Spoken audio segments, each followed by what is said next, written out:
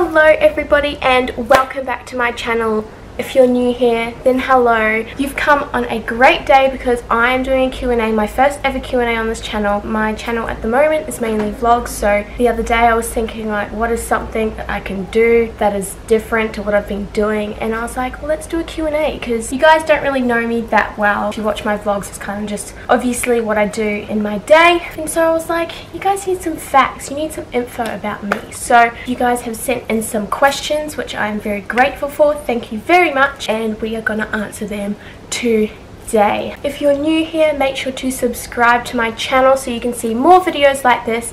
This year I am very keen to be filming more sit down videos and more talking videos, kind of more interacting with you guys, if that makes sense. If you like this video, make sure to watch it, and then at the end, if you like it, then you can go down below and give a big thumbs up. It's literally so hot here in Brisbane right now, like girl, I need a James Charles Big Ass Sister fan or something. I have written down all the questions in this cute little notebook, all the questions that you guys sent in, so let's get started. The first question is, what is your favorite memory of France? If you guys don't know, which I don't think many of you do, I had an amazing opportunity to live in France for 18 months. My sister and her family live over there, and we went for a holiday, and then they offered me the opportunity, so I did that. I did schooling and everything over there. I left halfway through year 9 and I came back at the start of year 11, so it was a very different life for me over there. It was amazing. So while I was there, I lived in Clermont-Ferrand and I lived in Paris. I think most of my fondest memories with people was in Clermont, and kind of visiting places and experiences were in Paris. Probably my fondest memory would just be meeting all my friends at the first school I went to. I went to Massillon. Marie, Charlotte, Lucille, Marion, just so many people that I met. I love you all if you're watching this. But yeah, I've created so many memories of them and I cherish them so much in my heart. I went up the Eiffel Tower, which was amazing. So I'll insert a video right now of what it looks like up the Eiffel Tower of the city. I also went to a safari zoo, which was crazy because in Paris it is a tiny city with so many people, like it is overpopulated, and to know that there's a safari zoo in Paris was just crazy to me. So we went there and there were like little black bears just like chilling, like coming up to our car, and I was like, I've never experienced this before. Yeah, those are kind of my fondest memories of France. What is your biggest fear? I don't really have a fear of like animals or kind of the general stuff that you have a fear of. My fears are more losing people that I love and that are really close to me. So a lot of people have a fear of dying. That's not me personally, because I know where I'm going, honey. I'm going to heaven. But I do have a fear of losing people. That is probably one of my biggest fears. What university am I going to this year? I graduated last year, if you don't know. I graduated from Mansfield. Currently I'm not going to university. I'm doing YouTube, which is obviously what I love, and my cat is scratching again. I'm getting a job, and so I'm just going to do those things. You technically don't need to go to university to do YouTube. The next question is, when and how did I decide to do YouTube? So I've always loved YouTube. I've always watched YouTubers kind of ever since I was 13. So Zoella was, I think, one of the first ones I watched. My Life is Ava, Nikki and Gabby, Pointless Blog. I'd always said to everybody like, oh, imagine if I created a YouTube channel, like that would be so cool. I'm just someone who takes a lot to actually go and do it because of like the confidence level I have in myself of being able to achieve well in it. I kind of always put it off. One of my international students was like, just do it. So I started the year I got back from France in year 11, kind of a year and a bit ago. I started YouTube. How did your parents react to starting YouTube? My parents weren't really familiar with the whole concept of you can make a job out of YouTube. They knew I watched YouTubers, but I don't know, maybe in their minds they thought they've come from something else. They've done acting or singing to get them kind of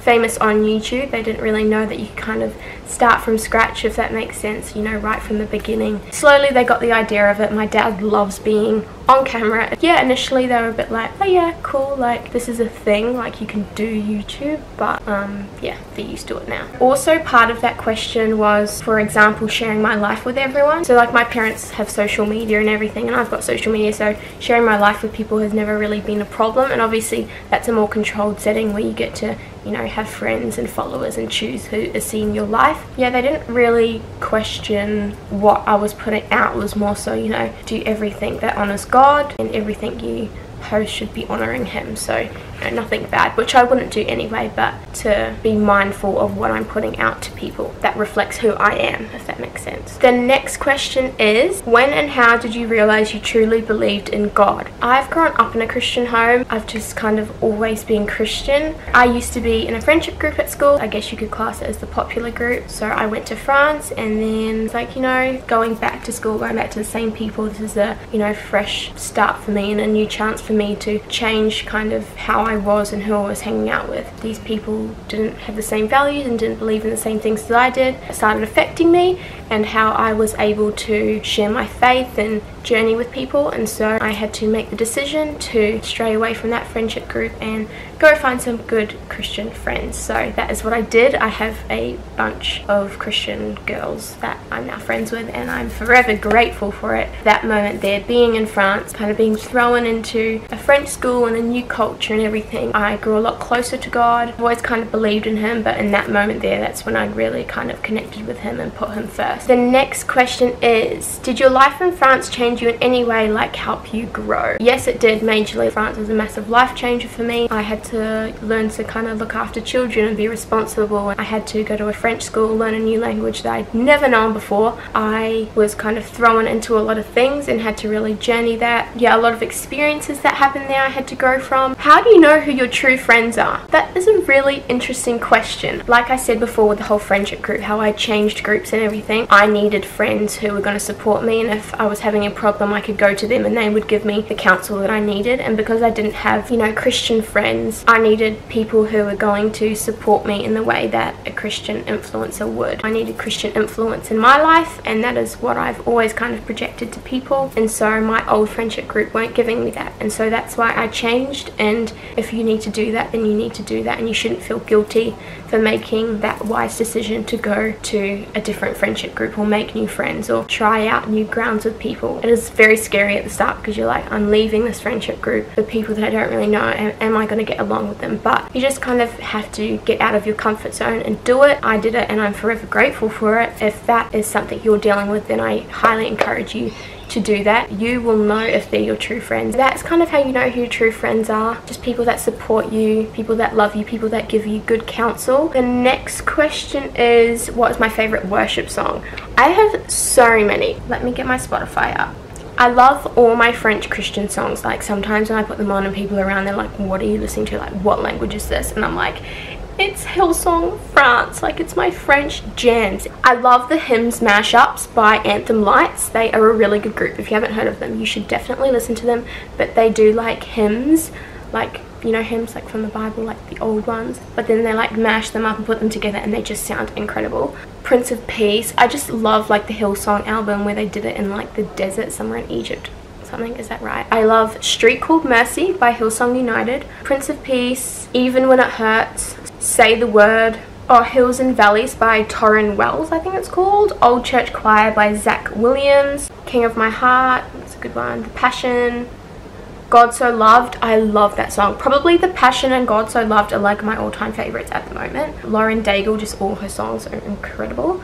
There's just so many good ones, so check them out if you want to. How do I keep my relationship with God strong? I have kind of been journeying with this for a little while. So this year I've been really focusing on disciplining myself with reading the word and praying. So every morning I wake up and, you know, I pray to God. Also reading the word. I feel like if you read the word, you see his love for his people, how just he is, just how he worked with his people who were struggling, or how he brought those to faith. And yeah, so that is what I've been doing personally. That's how I keep my faith strong with God. Also being really obedient to him is really important. In any situation I always go, okay, does God want me to do this? Is this God honoring? Just really have to be obedient and discipline yourself into thinking that way. Put him first in every situation, in every decision you're making. That is my cat. This is my cat Louie.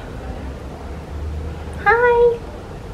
Say hi. He wants his children to have a relationship with him, but it also means that you should be obedient to him also in his word and what he wants for your life. And so I think for me, that's what I do to keep my relationship strong with God. What has God been teaching you lately? So December just been, I deleted my Instagram. I was having almost a midlife crisis with it. So I got introduced to themes, Instagram themes, a while ago, and then I was hooked on them, and I drove myself absolutely crazy going, oh, we need to drive somewhere so I can get a grey background, or we need to drive somewhere so I can get a pink background, or I need to wear these clothes. I can't post that because that doesn't go with my feed. I was almost borderline depressed because, you know, I wasn't providing for my Instagram followers, or I wasn't doing what I thought I should be doing. I had to sit down with my sister and Marissa, and you know, they kind of just talked me through it and my identity and how I'd kind of placed my identity in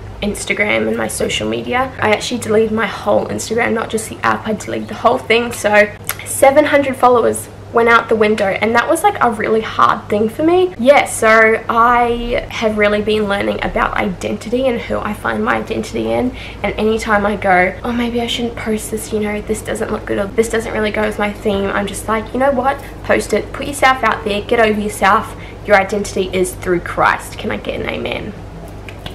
Identity is something I've really been working on. I always kind of thought, because I'm like super confident, like confident personality, that kind of showed that my identity wasn't in that stuff, and it wasn't, but like slowly and slowly and slowly it did start becoming very much through Instagram and everything. So that is why I deleted my Instagram. If you do want to follow me though, I am back on Instagram, a new woman, new place. My Instagram is Katie D Jefferson, just the letter D, so Katie D Jefferson. If you want to follow me and see what I'm kind of doing in my life when the camera is not turned on, then you can go and follow me if you like. But yeah, that is what I've been learning at the moment, is just, you know, really centering my identity through Christ. So this question is, if you had to listen to one song for the rest of your life, which would you choose? I would listen to probably Street Called Mercy, that song that I mentioned before by Hillsong United. I love that song, and anytime it comes on, it's just good, and I just jam to it. Who's my favorite author? Probably Beverly Lewis. I mean, she's like the author that I read the most of. She's just a very easy read. It's not often that you have to kind of go over a page and read it. The next question is, why did I delete my old Instagram? The reason I deleted Instagram, again, was because my identity was held too much in it. It had a hold over my life and my happiness. In order for me to be happy and have a full release from it, I needed to delete it. So not only the app, I had to just delete it off my phone. That is why I deleted my Instagram. What makes me happy? You guys make me happy. Very much so, all 118 of you. My little happy subscriber family. My cats make me happy. My family. I like to sing. I mean, I might not be the greatest singer, but I enjoy singing. I enjoy just, you know, like keeping fit, like doing a bit of Zumba, doing a bit of Pilates. Oh my gosh, my nieces and my nephews make me so happy. 2 of my siblings have kids, and I think we've got like 6 altogether now. I believe 4 girls and 2 boys. You know what else makes me happy? My French friends. So supportive and lovely and kind, and if you're watching this, I love you. So guys, I hope you enjoyed this video. This is the first Q&A I've ever done on my channel. Oh my goodness, it was about time. I am very excited for you guys to see this Q&A. So make sure to subscribe and turn on your post notifications. Make sure to like this video if you enjoyed the content and you want to see more videos like this. Also comment down below what other videos you'd like to see me do this year. I want to kind of expand and really do stuff that you guys want to see. If you want me to do another Q&A soon, then send me some questions too. So that is it from me. Thank you guys for watching, and I will see you soon. Bye!